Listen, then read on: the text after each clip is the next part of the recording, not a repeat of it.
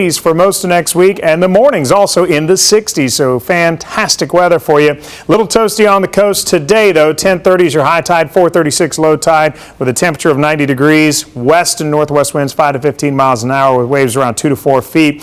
But again, this weekend much better, as it'll be more comfortable for you. If you are going up to Gainesville for the big game, Alabama, Florida, 85, sunny and tailgating at 2 o'clock. It's an evening game, 77 around kickoff and clear skies. Good luck to your teams, whether it's high school or collegiate this weekend.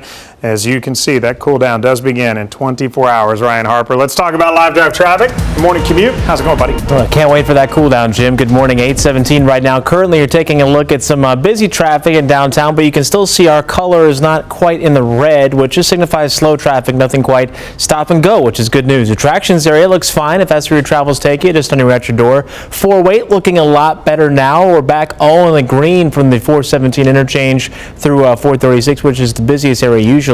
And then once you get closer to downtown along the 4-way, this is what it looks like near I-4, and you can see no significant delays out here, looking pretty good. Again, I-4 a little bit slow in downtown, and I-4 westbound slow from 436 through Maitland Boulevard in Seminole County. Now John's got a look at our Fox 35 pump patrol. All right, here's what we found on this Friday morning for you. $3.25 a gallon at the Citgo off South Bumby Avenue and Henderson Drive in Orlando.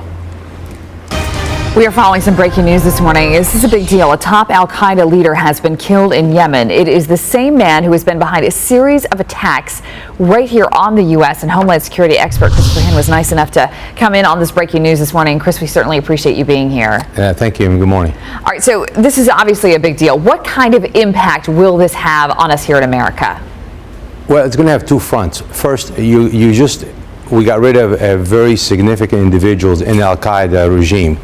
Al-Zawahiri is a different character, but this guy here is an American, knew our mentality, knew our systems, he knew how we think, he knew our law enforcement structure. So, but more importantly, on the other front, is that he was behind almost every attempt plot that was going to hit the United States. So he's going to drive a lot of the interests of the homegrown terrorism faction. And that's something we, as our CIA, DIA, and the FBI, we need to get a better look. And of course, as you know, yesterday we had this drone plot that the gentleman got indicted. That was a great work with the FBI. But those are the kind of guys who are going to stem up. So I think just it's another nail in the al-Qaeda failed operation. How much credit do you give to the Obama administration for now taking out another very powerful al-Qaeda leader? Well, I believe this has been in the works for some time, and and our military overseas has been doing a phenomenal job with our DIA intelligence. Yes, you got to give credit where it's credit due. The Obama administration has been very, driven on this whole thing, and I think we need to continue to take out every one of those individuals one by one until we eliminate those leaders. And hopefully we'll send a very strong message to the rest of al-Qaeda wannabes or the lone wolves.